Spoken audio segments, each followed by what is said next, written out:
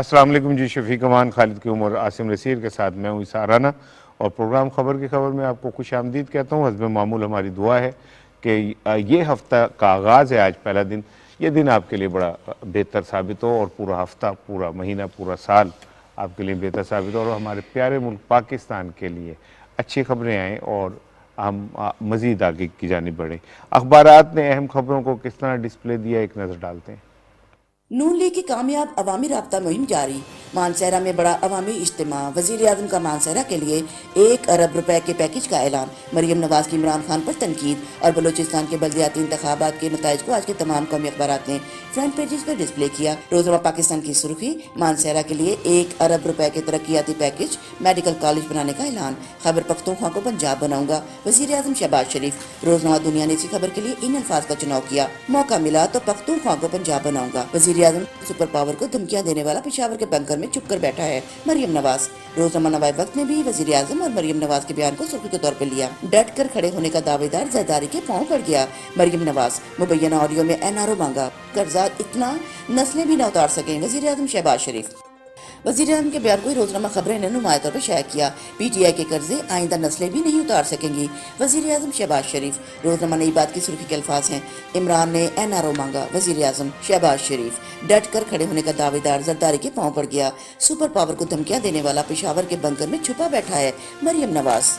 روزنامہ ایکسپریس نے بلدیاتی انتخابات کے ابتدائی نتائج کو اہمیت دی، بلوچستان بلدیاتی انتخابات میں 1022 امیدواروں نے میدان مار لیا، جے یو آئی کے 185 امیدوار کامیاب۔ روزنامہ جنگ کی سرخی بھی بلدیاتی انتخابات کے نتائج سے متعلق ہے، بلوچستان بلدیاتی الیکشن، آزاد 1310، جے یو آئی 98، باپ 71، پی کے میپ 39، نون لیگ 36، پی پی 26 اور پی ٹی آئی کی 10 سیٹیں۔ انگلش اخبار ڈیلی ٹائمز کی مین سٹوری ہے، audio tape has exposed Imran خان's hypocrisy، P M Shahbaz. Express tribune کی مین سٹوری ہے، P M ask people to shun P T آئی's policy of chaos۔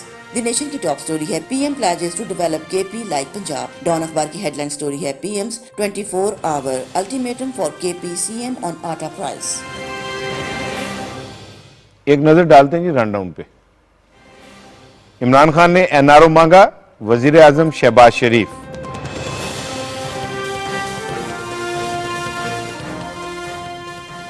بلوچستان بلدیاتی الیکشن، آزاد امیدواروں نے میدان مار لیا۔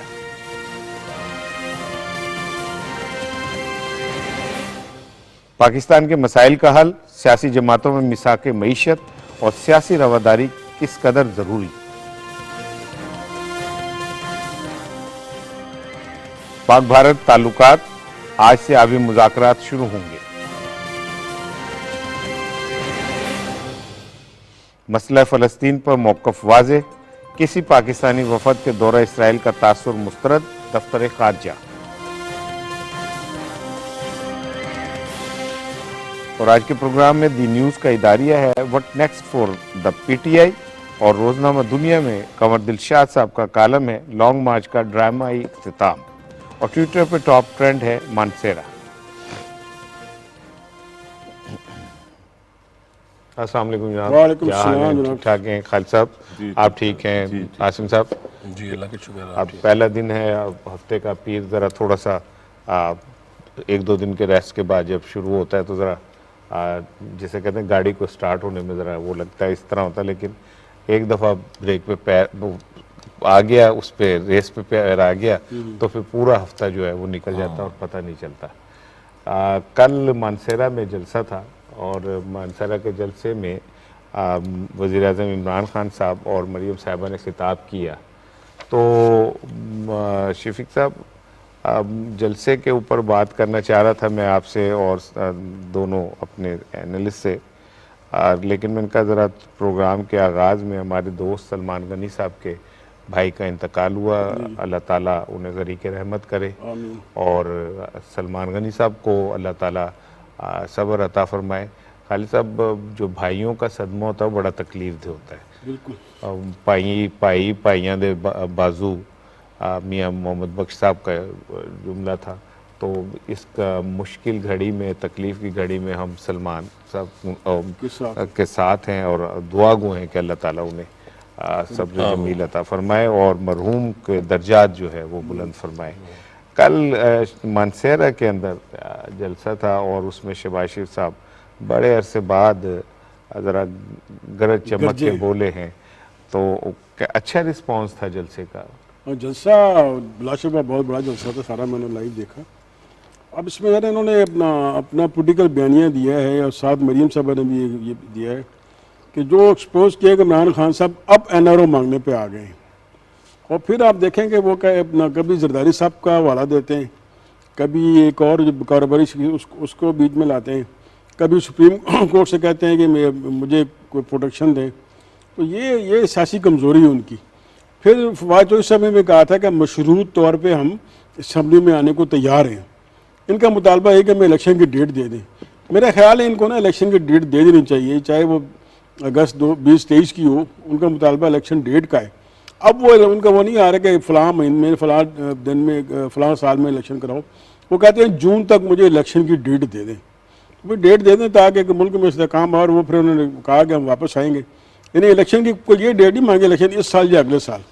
تو یہ انہوں نے اپنا جو مانسہرہ میں جلسہ سے خطاب کیا، انہوں نے اس میں کافی پوائنٹس پہ بات کی کہ بھئی یہ جو آڈیو جو ان کی آئی ہے اس میں انہوں نے اپنے پہ ایکسپوز کر دیے۔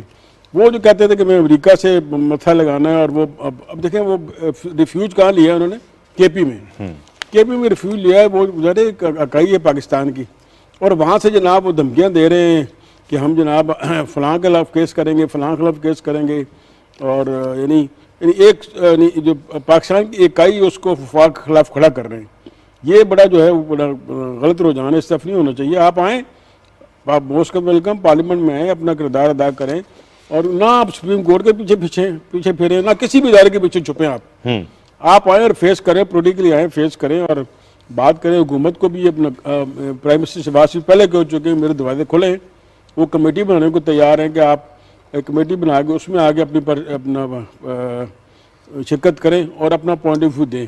اب دیکھیں فوری الیکشن تو یہ کوئی حل نہیں ہے نا کہ آپ ابھی اپنا ایک حکومت کو آئے کہ ایک ماہ ہوا، ایک ماہ قریب ہوا، اور آپ کہہ رہے ہیں میں الیکشن کرا دوں۔ الیکشن آپ کے اس کے کرنے بھی نہیں ہوگا۔ جو آئین میں ہے کہ اسمبلی مدت پوری کرے گی، اگر اسمبلی مدت پوری کرے گی تو پھر الیکشن ہوگی۔ اگر رانا صاحب اگر اب یہ اسمبلی کا یہ روایت چل پڑی نا کہ اسمبلی کی مدت سے پہلے یہ توڑ دیں، اسمبلی کے پہلے الیکشن کرا دیں، پھر مجھے خطرہ ہے کہ کوئی بھی اسمبلی مدت پوری نہیں کرے گی۔ بڑی مشکل سے جو 3 اسمبلیاں نے مدت پوری کی، اور اسے بھی پوری کرنی چاہیے۔ اور خان صاحب میرے خیال ہے خان صاحب اب نا وہ پگھلنا شروع ہو گئی، ان کو جو ضد ہے نا وہ اب ضد جو ہے وہ اپنا لگ رہا ہے کہ وہ اس پہ بھی یو ٹرن لیں گے۔ بہتر ہے کہ یہ یو ٹرن لے لیں، یہ بڑا اچھا یو ٹرن ہوگا، اور آئیں پارلیمنٹ بیٹھیں، بات کریں، ڈائیلاگ کریں، اور وہاں ایک پھر لانگ مارچ بھول جائیں۔ اب لانگ مارچ سے لوگ تنگ آ گئے ہیں، لانگ مارچ سے لوگ اب ہم بھی دیکھیں نا، ہم بھی لانگ مارچ کر کے لفظ یوز کر کے ہم بھی تھک گئے ہیں۔ آپ آئیں، ٹیبل بیٹھیں، بات کریں، جو مطالبات ہیں وہ گیو اینڈ ٹیک کریں اور اس میں اپنا رول پلے کریں، بجائے اس کے آپ نیگیٹو سیاست کریں۔ بالکل ٹھیک۔ ایک رپورٹ دیکھتے ہیں جی، مانسہرہ میں جو خطاب کیا وزیر اعظم شہباز شریف صاحب نے، اس حوالے سے۔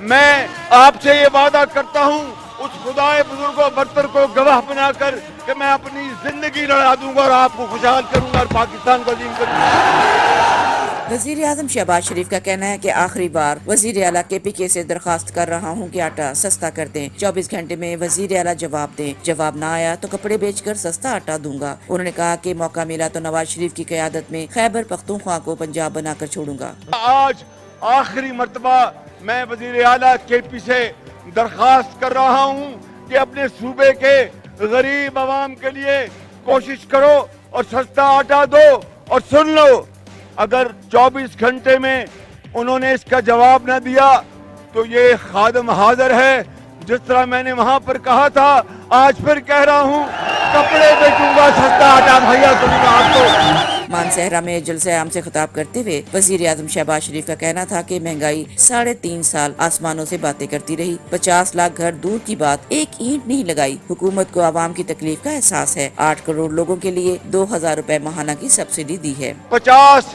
لاکھ گھر تو بڑی دور کی بات ہے، ایک اینٹ نہیں لگائی، اور 2 کروڑ نوکریاں دور کی بات ہے، ایک نوکری نہیں دی۔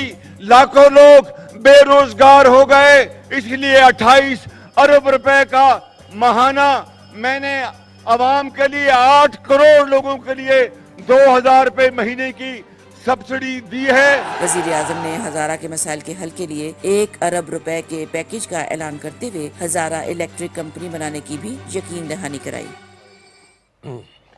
आसिम, कल का जो जलसा था उसमें एक अरसे बाद जो है एक KPK के जलसे में बड़ा जोश व खरोश जो है वो देखने में आया। और कल की जो इम्पोर्टेंट चीज़ थी वो ये थी कि वज़ीर आज़म ने जहाँ और बहुत सारी बातें की, उन्होंने एक नई बात की कि इमरान खान साहब जो हैं वो NRO ले मांग रहे इस वक्त। बहुत शुक्रिया राना साहब, आपने मौका दिया। देखें, बिल्कुल कल का जो जलसा था और आपने बड़ा ही वैलिड बात की कि एक चार्ज क्राउड था और जिस तरह आवाम रिस्पॉन्स कर रहे थे और रिस्पॉन्ड स्टेज से और नीचे से जो इकट्ठी ये कहते हैं ना एक केमिस्ट्री बनी हुई थी, तो वो लोगों ने काफ़ी अर्से बाद देखी। ख़ासतौर पे शहबाज साहब का आपको पता है अंदाज़, और वो गुज़श्ता क्योंकि उनके ऊपर जिस तरह केसेस रहे, जेल में रहे, जेल से बाहर भी आते रहे, लेकिन वो एक मुफाहमत की सियासत के वो कायल हैं और उसके उनकी कोशिश भी होती है कि मुफाहमत के साथ ही चले। और वो इमरान खान साहब को भी उनका यही है कि आप आएँ, आके बात करें। लेकिन उन्होंने कल बड़ी खुल के बात की कि जो मुबैना ऑडियो आई है साबिक सदर आसिफ अली जरदारी और मलिक रियाज साहब की, उसके ऊपर उन्होंने खुल के बात की। और ये देखें, इसमें तो कोई दूसरी राय है ही नहीं, कि पहले भी चीज़ें आ रही थी, लेकिन ये है कि उसके अंदर अब तो क्लैरिटी आ गई है कि खान साहब, क्योंकि ये मलिक रियाज साहब हमेशा से कोशिश रही है कि ब्रिज का किरदार अदा करते हैं। उनकी कोशिश यही होती है कि सादम की बजाय मुज़ाकरात पर बातचीत हो जाए। तो ये तो अब चीज़ें सामने आ गई हैं। अब जब ये वाला फरीक भी बात करेंगे, इनमें से कोई भी अगर इसकी तस्दीक कर देगा तो इमरान खान साहब के पास फिर क्या रह जाएगा। तो बात वही है कि पाकिस्तान तहरीक इंसाफ जो है KP में जाके बैठ गई। KP में अब एक सूबे की जमात होकर रह गई, सिमट के पाकिस्तान की जमात की बजाय वो सिमट के KP की जमात बन गई है। वज़ीर आज़म ने बिल्कुल ठीक कहा है कि आप NRO ले रहे हैं, आप कोशिश यही कर रहे हैं कि मैंने डिलीवर नहीं किया, क्योंकि वो और कुछ बता ही नहीं सकते। यहाँ तो हो ना कि यहाँ पर वो कहें कि जनाब मैंने 3.5 साल आपके लिए ये काम कर रहा था, ये मेरा मंसूबा चल रहा था, ये मैं डैम बनाने लगा था, ये मैं आपके लिए जनाब नौकरियाँ लेके आया था, ये मैंने आपको घर दे दिए थे। साहब, मैं आपकी बात आई एम सॉरी काट रहा हूँ, अमीर मुकाम साहब ने हमें ज्वाइन किया था, उनसे बात करके फिर मैं आता हूँ। अमीर साहब अस्सलाम वालेकुम। कल आप जलसे में मौजूद थे और कल एक अरसे बाद बड़ा चार्ज क्राउड देखा KPK में। तो काफी अरसे से बात तो नहीं है, हमने उससे पहले भी जलसा किया, शहबाज शरीफ साहब का शांगला में, फिर मरियम बीवी का जलसा किया सवाबी में। इन दोनों में मेरे ख्याल में 15-20 दिन पहले हुए और ये तीसरा जलसा था ये नए हालात में। और अच्छा हुआ, जिस तरह पहलू में अच्छा रिस्पांस मिला था, इसमें भी बहुत अच्छा रिस्पांस था। हजारा और खासकर मानसरा वैसे भी मुस्लिम लीग के गढ़ है, वो हमारे बहुत तकड़ी लीडरशिप है, सरदार मोहम्मद यूसुफ साहब और कैप्टन सफदर साहब की, दोनों की लीडरशिप में उन्होंने बहुत अच्छा परफॉर्म किया। लोगों की मोहब्बत शौक भी था, जवानों की बड़ी तादाद भी आ गई और हर लिहाज से बड़ा शो और एक जज्बाती जानदार शो रहा। अच्छा सर, ये बताइएगा कि कल वज़ीर आज़म ने मानसेरा में मेडिकल कॉलेज और एयरपोर्ट समेत दीगर उसके लिए 1 अरब रुपए का ऐलान किया, तो एक अच्छी खबर है वहाँ पे तरक्याती कामों के हवाले से। तो क्या आवाम का इस हवाले से क्या रद्द अमल है? नहीं, मतलब है कि वैसे तालीम के लिहाज से पहले वही हजारा यूनिवर्सिटी मौजूद थी और इन लोगों का ये डिमांड और अच्छा किया मेडिकल कॉलेज भी होना चाहिए, तो बाद में मेडिकल कॉलेज है और फिर मानसरा में भी होना चाहिए सेपरेटली। तो उन्होंने वही उनका दीरीना मुतालिबा मान लिया और उसका अनाउंसमेंट कर दिया। बाकी उनके छोटे मोटे कामों के लिए जो सड़कें और वाटर सप्लाई, स्ट्रीट्स, इधर उधर काम है, उसके लिए भी वज़ीर आज़म साहब ने 1 अरब रुपए की ग्रांट का ऐलान कर दिया।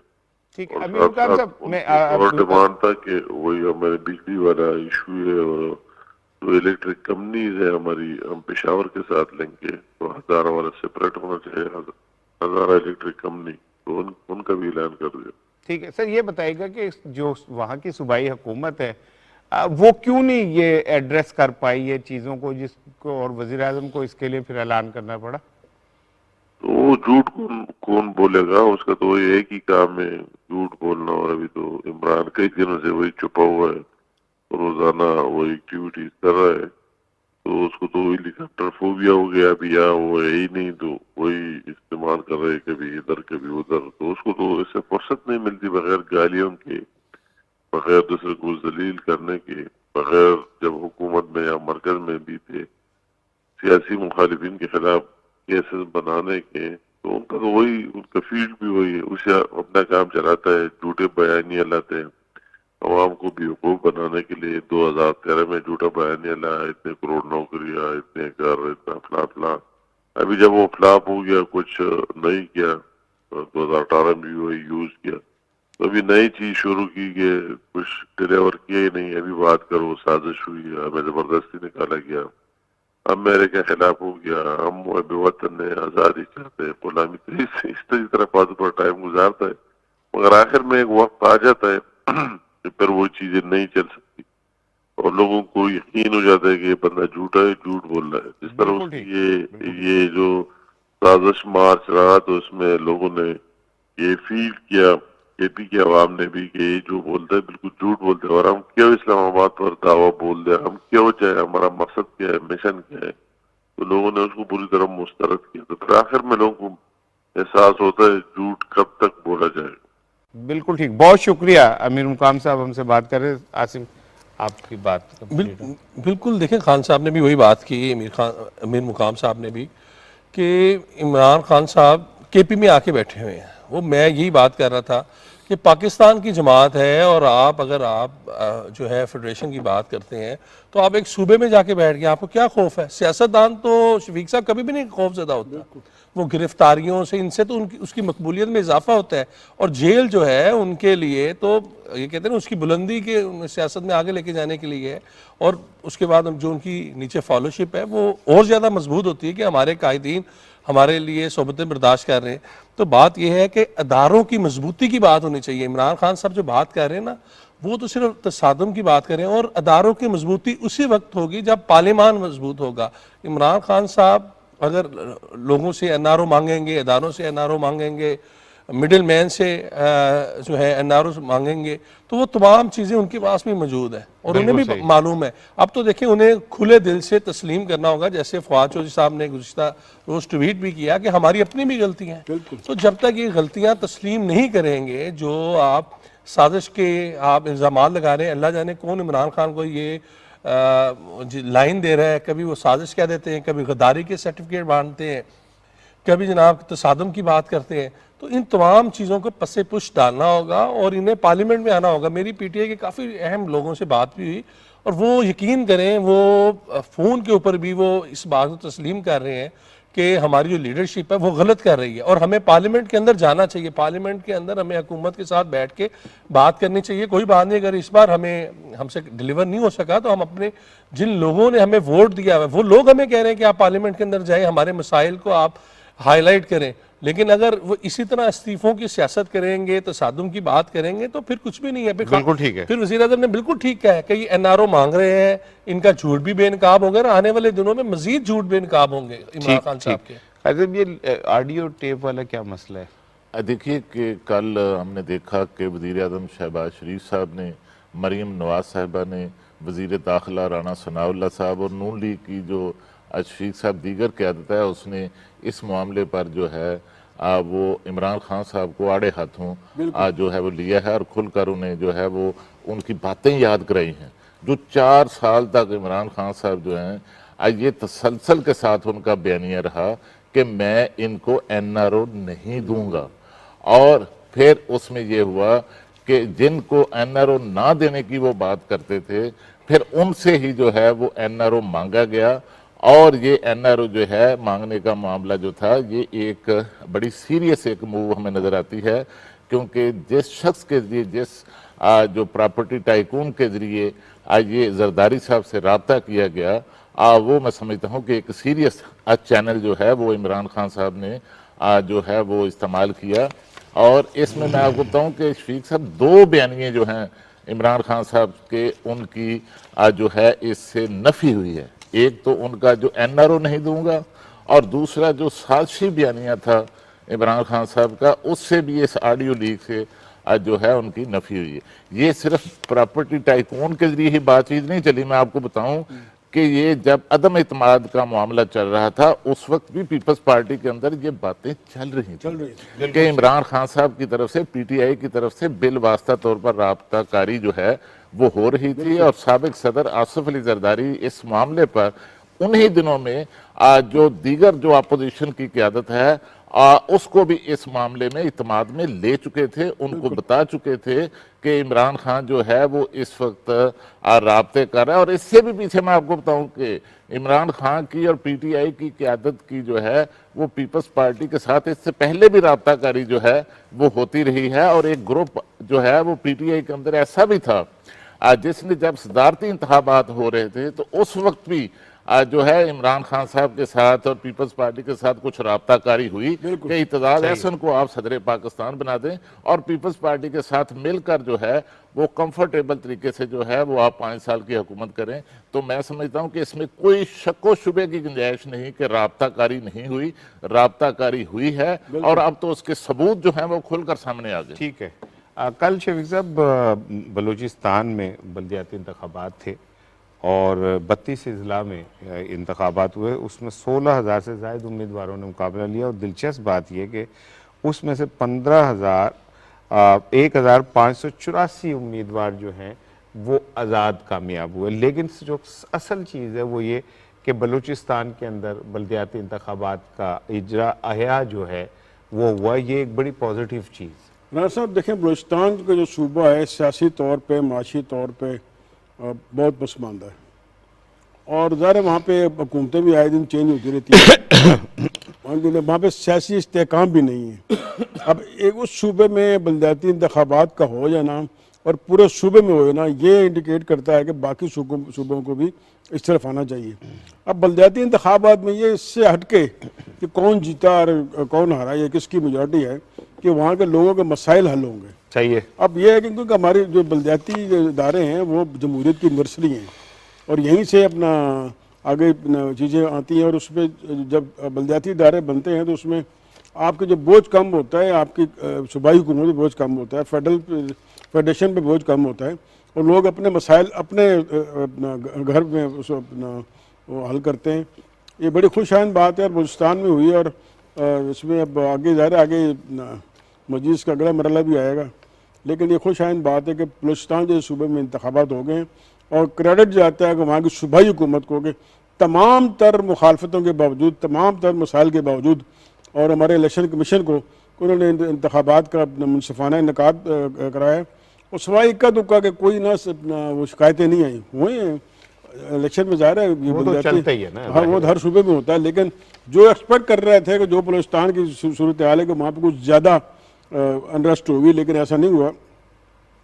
وہ جو ٹربل ڈسٹرکٹس ہیں مکران اوپر چلے جائیں اس سب وہاں پہ بھی انتخاب ہوئے اور پرامن ہوئے اور لوگوں نے اپنے نمائندے منتخب کیے. یہ بڑی خوش آئند بات ہے. جو ایک بلوچستان کے حوالے سے بات چلتی تھی نا کہ یہ وہاں پہ جو علیحدگی پسند یا نیشنلسٹ ہیں وہ آگے آ رہے ہیں. عوام نے آپ دیکھیں رزلٹ دیکھیں عوام نے انہیں مسترد کر دیا ہے. اور کن کو منتخب کیا ہے؟ جن کی سوچ پاکستان کی ہے, جن کی سوچ فیڈریشن کی ہے, جن کی سوچ ترقی کی ہے. اور جو اپنا نیگیٹو اپروچ کے ساتھ ہیں وہ سب کو عوام نے مسترد کر دیا ہے. میرے خیال میں جو بلوچستان کے الیکشن کا جو حاصل ہے نا وہ یہی ہے کہ انہوں نے جناب اینٹی اسٹیٹ اور جو اپنا جو دوسرے اپنا پاکستان کے خلاف لوگ ہیں یا صوبائی حکومت کے خلاف ہیں یا نظریہ پاکستان کے خلاف ہیں ان کو شکست دی ہے اور ایسی قیادت منتخب کی ہے جو کہ پاکستان کی حامی ہے. بالکل.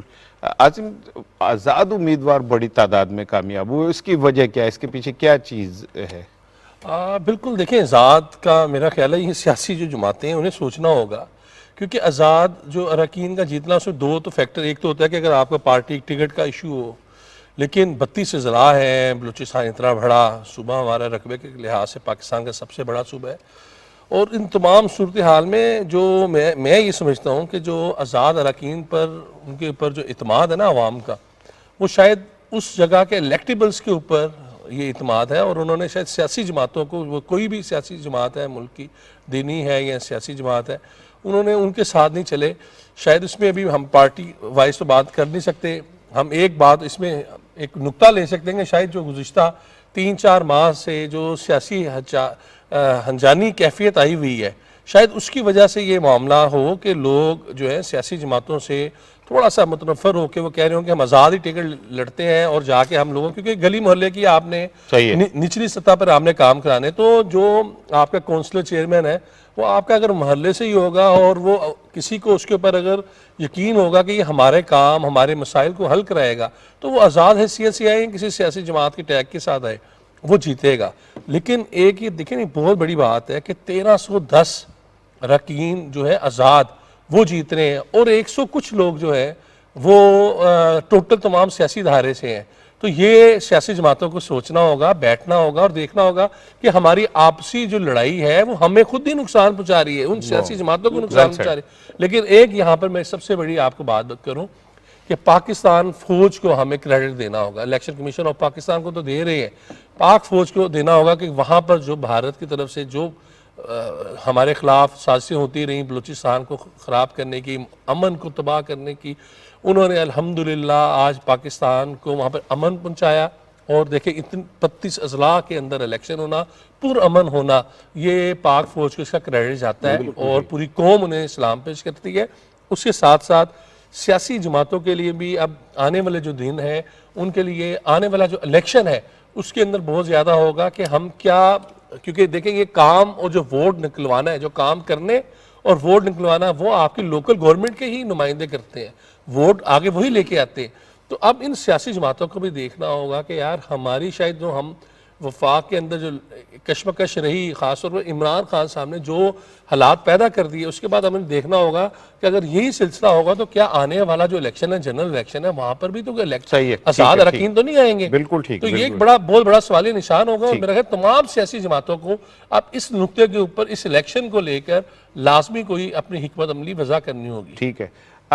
خالد صاحب، JUI نے اچھا رزلٹ دیا وہاں سے، اور باپ کے بھی اچھا رزلٹ ہے، کہ اس کی کیا وجہ ہے کہ دو جماعتوں کی وہاں پہ کامیابی کی کیا وجہ ہے؟ دیکھیے کہ KP کے بعد KP میں بھی JUI جو ہے اس کا لیڈنگ ایک رول تھا، اور اس کے ساتھ اب بلوچستان کے اندر بھی دیکھیے کہ جو اپوزیشن کی بڑی پارٹی ہے اس وقت، اس میں اب وہ JUI سب سے بڑی پارٹی ہے، اور وہاں JUI کی جو ہے وہ بڑی گہری جو ہے وہ روٹس ہیں. لیکن اس کے ساتھ اگر آپ دیکھیں کہ جس طرح پہلے نمبر پر جو ہے وہ آزاد امیدوار آئے ہیں، دوسرے نمبر پر JUI نے 217 جو نشستیں ہیں ان پر ان کے امیدوار جو ہیں وہ آگے جو ہیں وہ جا رہے ہیں. اور اس کے ساتھ دوسرے نمبر پر باپ پارٹی آئی ہے جس کی بلوچستان کے اندر جو ہے حکومت ہے، ان کی 146 جو ہے نشستوں پر وہ آگے ہیں. اور تیسرے نمبر پر جو ہے وہ پختونخوا ملی عوامی پارٹی، وہ بھی اپوزیشن کی جو ہے وہاں پر جماعت ہے، اور وہ جو ہے وہ 94 ان کی نشستوں پر وہ آگے ہیں. اور پاکستان جو نیشنل پارٹی ہے ان کے جو ہیں وہ 64 کینڈیڈیٹ جو ہیں وہ آگے ہیں. اور اس کے ساتھ جو ہے BNP کے 54 کے قریب جو اخبارات میں داد و شمار ہیں اس کے مطابق. لیکن ایک نئی جو انٹری وہاں پر ہوئی ہے، اب وہ انٹری ہوئی ہے پیپلز پارٹی کی. پیپلز پارٹی کے جو امیدوار ہیں وہ 47 نشستوں پر جو ہیں وہ شفیق صاحب جو ہیں وہ بلوچستان کے اندر جو ہیں بلدیاتی انتخابات میں آگے ہیں. اور ان کی بظاہر جو ہے پچھلے 2018 کے انتخابات میں بلوچستان اسمبلی کے اندر نہ کوئی صوبائی اسمبلی کی نشست تھی، اور نہ ہی بلوچستان سے قومی اسمبلی کی کوئی نشست وہاں پر تھی. اور سب سے جو آخری نمبر آیا ہے، 10واں نمبر شفیق صاحب، وہ جو ہے وہ PTI کا نمبر ہے. PTI کے صرف 22 جو امیدوار ہیں وہ نشستوں پر بظاہر آگے ہیں. حالانکہ وہاں پر PTI جو ہے وہ مخلوط جو حکومت ہے اس کی اتحادی جماعت ہے، لیکن وہاں پر جو ہے وہ ان کو بڑا سیٹ بیک جو ہوا کہ وہاں ان کے جو پارلیمانی لیڈر ہیں، آپ جانتے ہیں وہاں بلوچستان اسمبلی کے اندر رند صاحب، وہ بھی ان کو چھوڑ چکے ہیں. اور لوگوں کے اندر PTI کے لوگوں کے اندر وہاں پر ایک بددلی ہے، مایوسی ہے.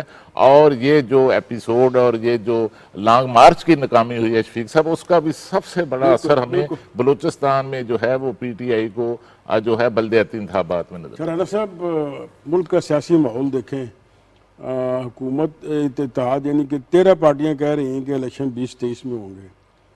फिर कल प्राइम मिनिस्टर का जलसा हुआ, उन्होंने कहा कि भाई NRO मांग रहे हैं हमसे, फिर उन्होंने कोई तरक्की वाले से बात की। फिर सबसे बड़ा बलूचिस्तान इलेक्शन में, बलूचिस्तान में बलदियाती इलेक्शन पुरअमन हो गए।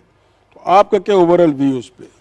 शफीक साहब देखें, जो बलूचिस्तान है ना, हम सब जानते हैं कि वहाँ खाली भारत नहीं इन्वॉल्व, और भी बहुत सारे ममालिक हैं जो ये नहीं चाहते कि बलूचिस्तान तरक्की करे, ग्वादर जो है वो तरक्की करे, ग्वादर के इर्द गिर्द के इलाके तरक्की करें।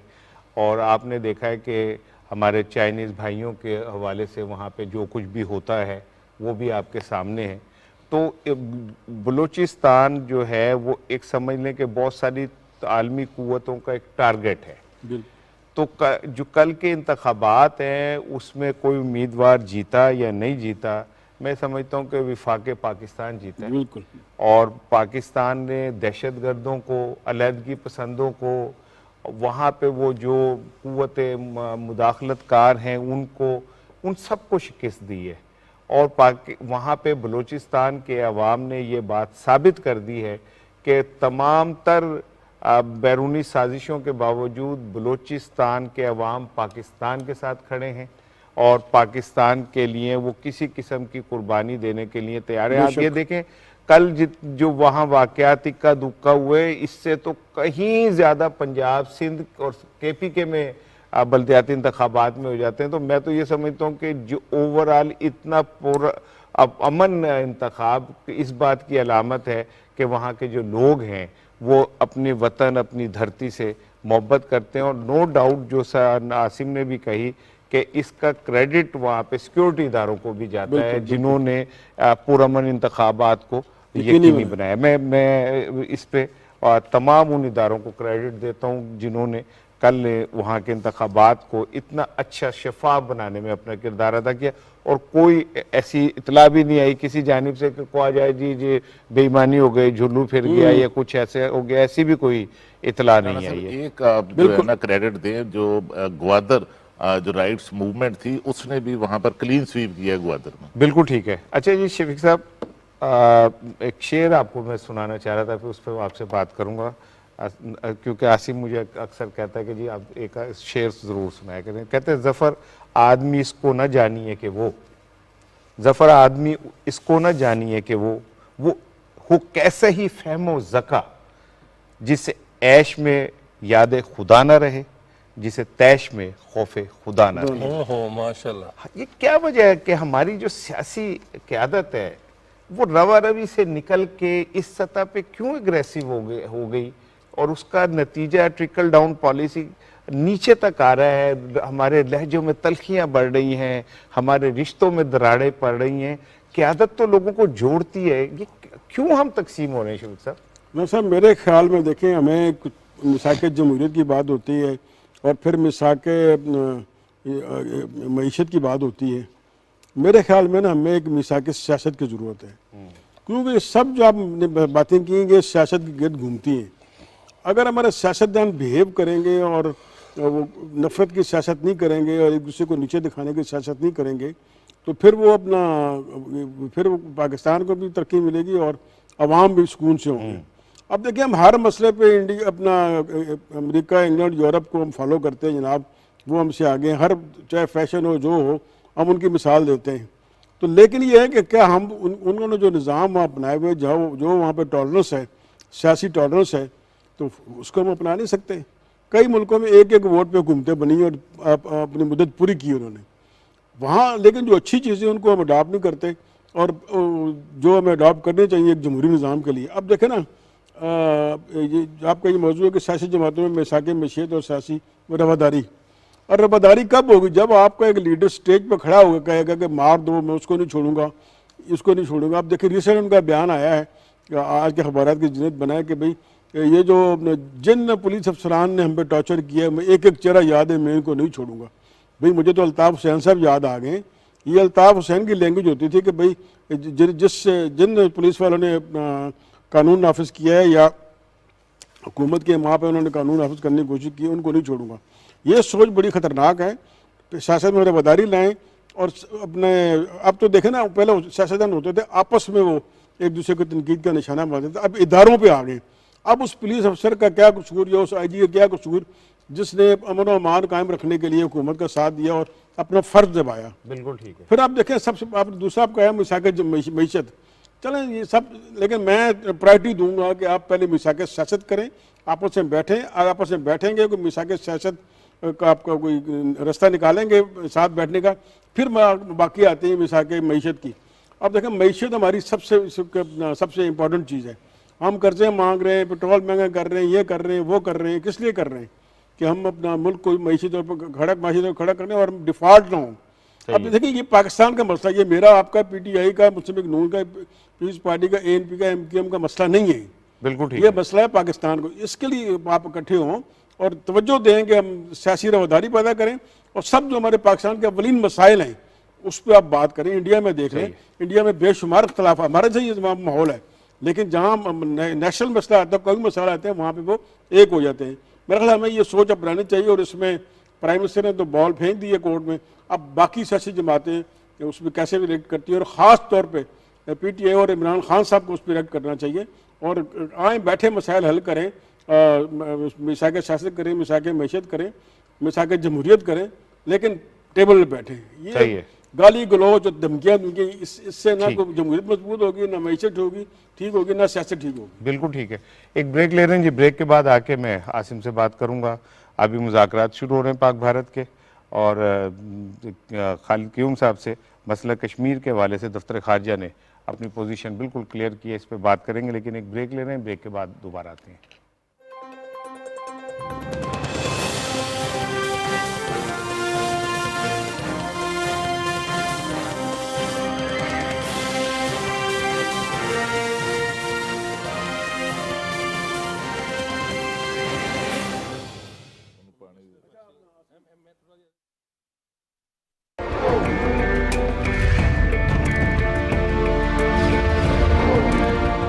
قدرت نے آپ کو ہر نعمت سے نوازا ہے، آپ کے پاس لامحدود وسائل موجود ہیں، آپ کی ریاست کی بنیادیں مضبوطی سے رکھتی گئی ہیں. اب یہ آپ کا کام ہے کہ نہ صرف اس کی تعمیر کریں بلکہ جلد از جلد اور عمدہ سے عمدہ تعمیر کریں. سو آگے بڑھیے اور بڑھتے ہی جائیے.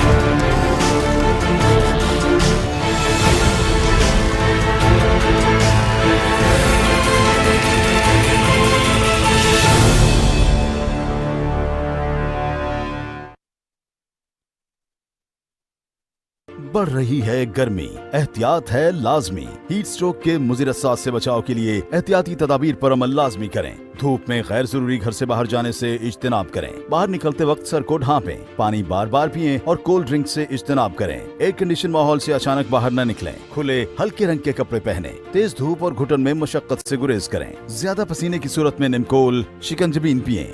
طبیعت زیادہ خراب ہونے کی صورت میں متاثرہ کو فوری ٹھنڈی جگہ پر لٹائیں اور پانی کے چھینٹے ماریں یا پٹیاں کریں. طبیعت نہ بہتر ہونے کی صورت میں متاثرہ کو فوری قریبی ہسپتال منتقل کریں. حکومت پاکستان.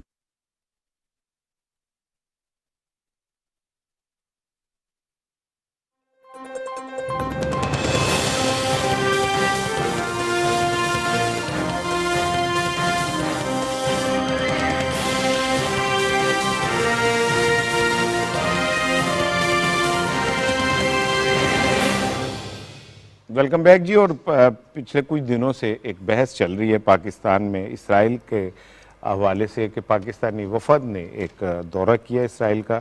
اس حوالے سے دفتر خارجہ نے ایک وضاحتی بیان جاری کیا اور اس میں انہوں نے کیٹیگوریکلی یہ کہا کہ ایک این جی او کا دورہ تھا، سرکاری دورہ نہیں تھا. اور دوسرا یہ کہ مسئلہ فلسطین پر پاکستان کا موقف جو ہے وہ بہت کلیئر ہے. احسن اقبال صاحب کہتے ہیں کہ نہ اسرائیل کو ہم نے تسلیم کیا نہ کریں گے. کلیئرٹی آ گئی عاصم اب اس بات پہ، تو یہ بحث جو ہے اب رک جانی چاہیے. بالکل رحان صاحب، اس میں آپ کو ایک بات بتاؤں کہ یہاں پر جو سب سے بڑا جو گزشتہ حکومت जिन्होंने कहा भी कि और जो जोड़ा भी जा रहा है, क्योंकि ये प्रोपोगेंडा के अलावा कुछ नहीं था।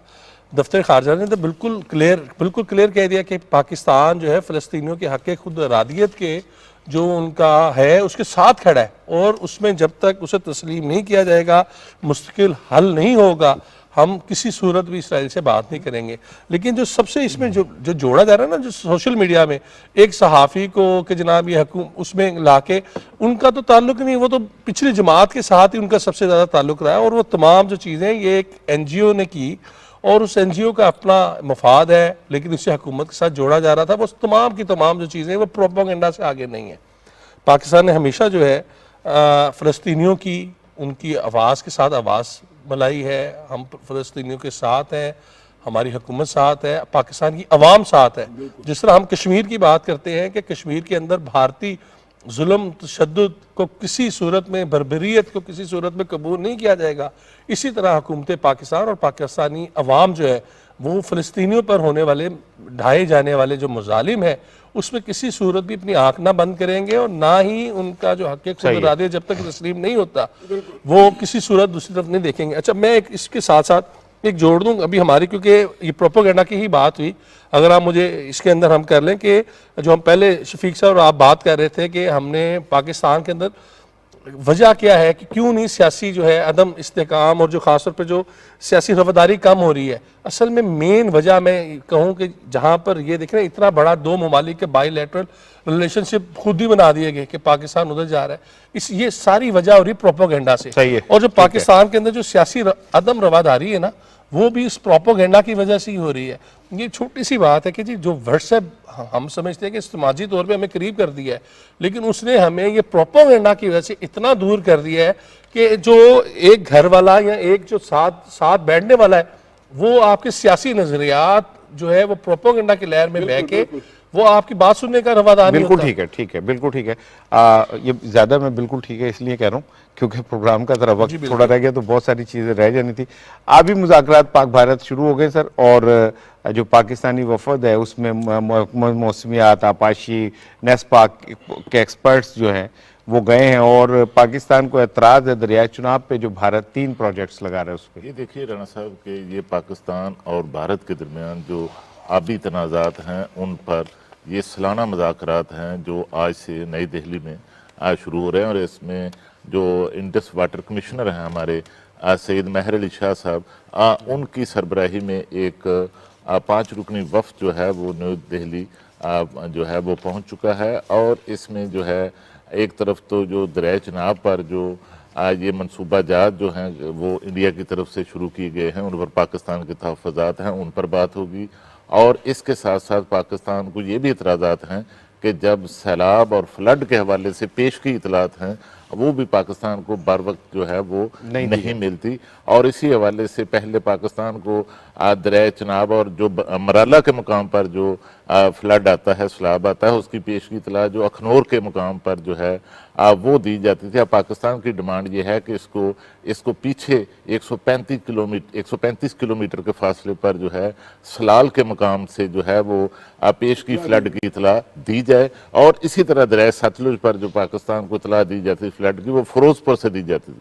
अब पाकिस्तान का मुतालबा ये है कि इससे भी पीछे जो है, इससे भी कबल जो है रोपड़ के मुकाम से जो है फ्लड की जो इतलात हैं वो पाकिस्तान को दी जाएं। तो इस हवाले से जो मुज़ाकरात हैं वो कल इख्तिताम पजीर होंगे, और उसके बाद पाकिस्तानी वफ़द जो है वो वापस आ जाएगा। ठीक है। शफीक साहब, कवर दिलशाद साहब का कालम है और उसमें उन्होंने लॉन्ग मार्च का ड्रामा इख्तिताम इस पे बात की है, और सारा ओवरऑल नक्शा जो है वो उन्होंने खींचा है लॉन्ग मार्च के हवाले से और इमरान खान साहब के हवाले से, और उनका ये कहना है कि इमरान खान साहब को इस लॉन्ग मार्च से मिला कुछ नहीं। बिल्कुल, देखें ये मसला है ना कि ये इन्होंने बल्कि सही नक्शा खींचा पूरा, इन्होंने माजी के भी उसमें रेफरेंस दिया और ये कहा कि भाई लॉन्ग मार्च से कभी कोई हुकूमतें तब्दील नहीं होती, लॉन्ग मार्च से आप मुल्क में अनरेस्ट पैदा करते हो और तरक्की का सफ़र रोकते हो। जिस तरह चीनी सदर आए थे तो वो सी पैक जो है वो 1.5 साल लेट हो गया, नहीं तो इस वक्त हम कहाँ खड़े होते। अब ये है कि उन्होंने यही लिखा है कि बजाय कि आप इस तरह का लॉन्ग मार्च करने के आपने हुकूमत कर ली, 3 साढ़े 3 साल आपको हुकूमत के भी पता चल गया कि क्या मामलात होते हैं, तो आप आज टेबल पे बात करें। आप बजाय इसके आप एहतजाजी सियासत करें آپ ٹیبل ٹاک کریں اور جو آپ نے لینا ہے، جو آپ کے مطالبات ہیں، گیو اینڈ ٹیک کریں اور حکومت وقت کے ساتھ بیٹھ جائیں، کیونکہ حکومت وہ کر چکے ہیں، انہیں پتہ ہے کہ حکومت کیا مشکلات ہوتی ہے، حکومت کہاں کھڑی ہوتی ہے. تو اس تجربے کے بعد انہوں نے امید ظاہر کی تھی کہ خان صاحب جو ہیں وہ اس احتجاجی سیاست سے باہر آ کے وہ مفاہمتی مفاہمت کو چھوڑیں. مفاہمت لگتا ہے مجھے ان کی چڑ ہے. اپنے مطالبات کے لیے آپ جہاں دوسرے اداروں سے مدد مانگ رہے ہیں، جو پارلیمنٹ جو سب سے سپریم ہے اس کے پاس ہیں، وہاں اپنے معاملات رکھیں. اور جو آپ کی برادری ہے، سیاستدان، ان کے پاس آئیں، ان سے اپنا نیگوشیٹ کریں، ان سے گیو اینڈ ٹیک کریں، بجائے کہ آپ اداروں کے پیچھے چھپیں. اور اپنا مسائل کا حل بھی یہی ہے. اگر اداروں کے پیچھے چھپیں گے تو اداروں کو بھی کنٹروورشل بنائیں گے، تو یہ کوئی مناسب رویہ نہیں ان کا. تو قمر نثار صاحب نے سچ وجہ دلائی کہ سیاستدان اپنے قبیلے کی طرف آئیں، اپنی برادری کی طرف آئیں، اور سب سے بڑا جو مقتدر ادارہ ہے پارلیمنٹ، وہاں آ کے اپنے مسائل وہ ان کا حل ڈھونڈیں. بالکل ٹھیک ہے جی. آج کے پروگرام کا جی وقت ختم ہو رہا ہے، اور جو ایڈیٹوریل ہے دی نیوز کا، وہ اس میں انہوں نے what next for P T I, اس پہ انہوں نے پی ٹی آئی کے فیوچر کے حوالے سے کافی گفتگو کی ہے. اور ان کا یہ کہنا ہے کہ لانگ مارچ کی دستبرداری سے پی ٹی آئی کی کمزور سیاسی حکمت عملی جو ہے وہ سامنے آئی ہے، اور خود ان کی قیادت بھی تذبذب کا شکار ہے، اور جو رد عمل یا ریئیکشن وہ چاہ رہے تھے وہ انہیں نہیں ملا. اور بہتر حکمت عملی کی ضرورت ہے. بہتر حکمت عملی کی ضرورت تو بالکل ہے، لیکن اس وقت ضرورت اگر کسی کو ہے بہتر حکمت عملی کی تو وہ پاکستان کو ہے. پاکستان جن مشکلات اور مسائل کا شکار ہے، اس میں جو پاکستان کی سیاسی قیادت ہے اس کو بہتر حکمت عملی اپنانی چاہیے، اور فروئی اختلافات کو بھول کے اجتماعی طور پہ آگے بڑھنے کی ضرورت ہے، کیونکہ پاکستان ہے تو ہم سب ہیں. اپنا خیال رکھیے گا. کل ملاقات ہوگی انشاءاللہ.